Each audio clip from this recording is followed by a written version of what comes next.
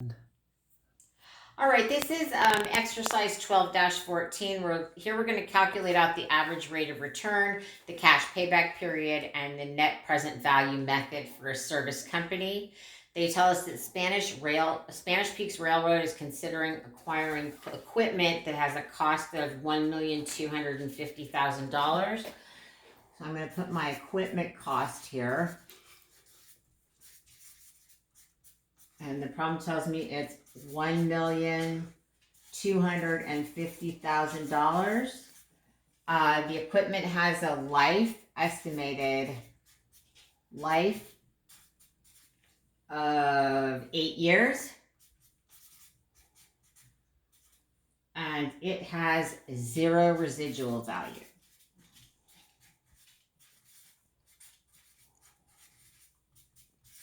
So one of the things I like to do first is I like to calculate out the depreciation expense for each year using the straight line method. So I want to calculate out annual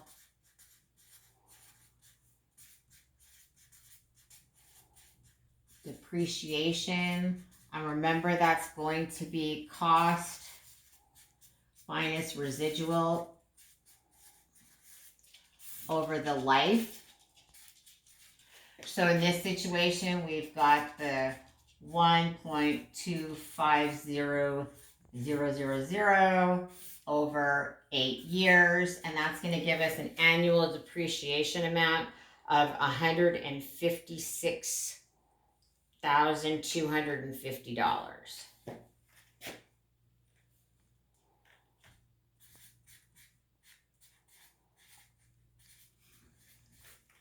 Okay, so that's what we're going to start with there. So then moving along, it also tells us it is expected to provide yearly cash flows of $312,500. So expected yearly cash flow, that's going to equal $312,500. So we need that in there. And then it tells us that the company's minimum desired rate of return for net present value analysis is 12%. So our minimum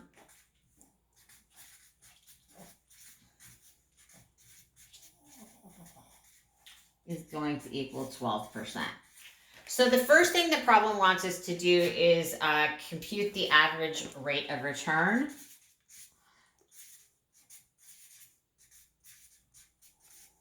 So these were like the beginning exercises in this chapter. Reminder that the formula is the average annual income,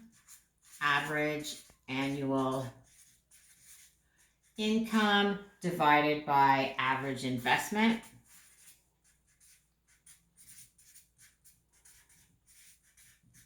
Okay, so when we calculate out our average annual income, so we've got average annual income, we're going to start with our net cash flows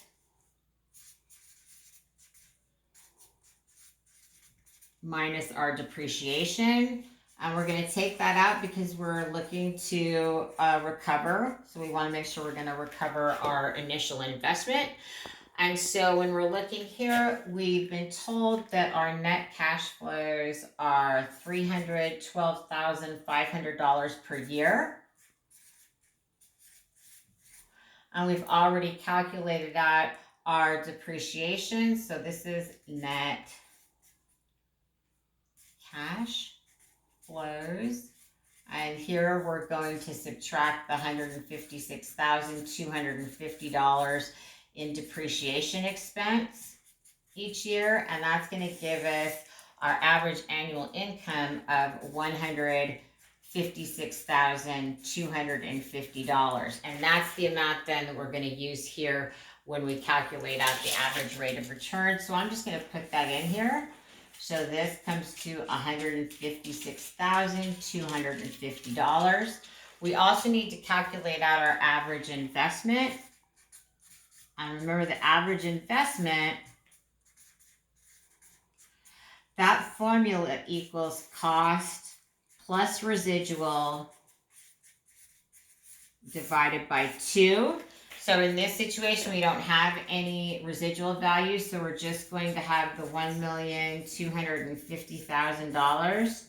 We're going to divide that by 2, and so that's going to give us an average investment of $625,000. And that's what we're going to use up here. So here we've got $625,000. So now we can calculate out the average rate of return is we divide the $156,250 average annual income by our $625,000 annual investment, and that's going to give us a rate of return of 25%. So that's good, right? Because remember, our minimum rate of return is 25%. I mean, it's 12%. Sorry about that. So the second item wants us to calculate out the cash payback period.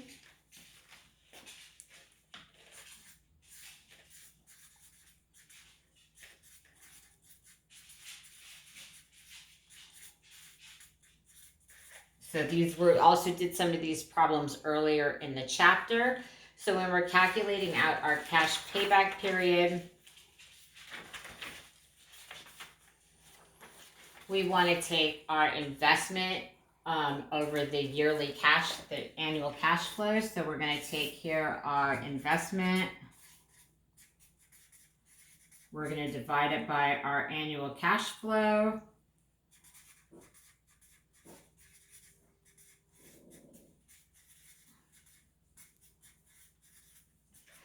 So we know that our investment is $1,250,000. The problem told us that our annual cash flow is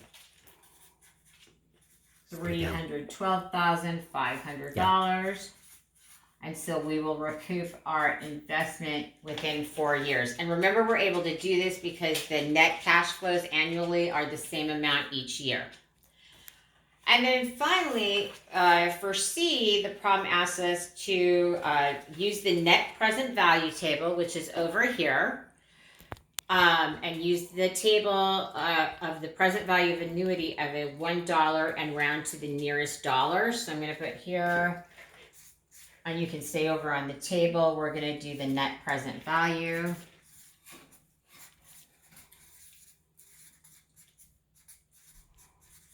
Okay, and what the problem told us, right, is that we have a minimum rate of return of 12%. So I'm going to come over here to the table. I'm going to go to the 12% column, and it's got 8 years life. So we're going to use the factor here at 4.968.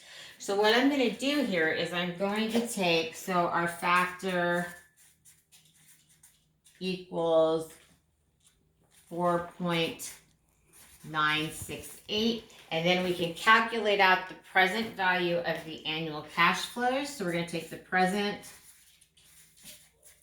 value of the annual cash flows, and we're going to calculate that as we're going to take the annual cash flow of $312,500. We're going to multiply it by the factor of 4.968, and that's going to give us a present value of our annual cash flows of $1,552,500.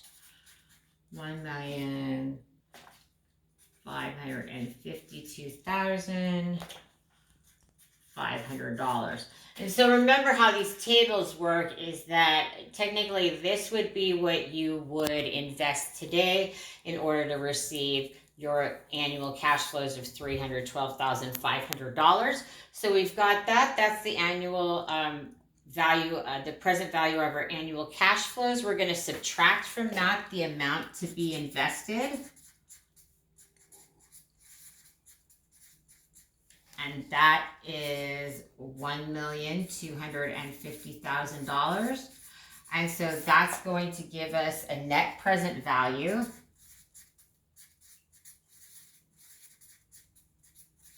for this investment of $302,500.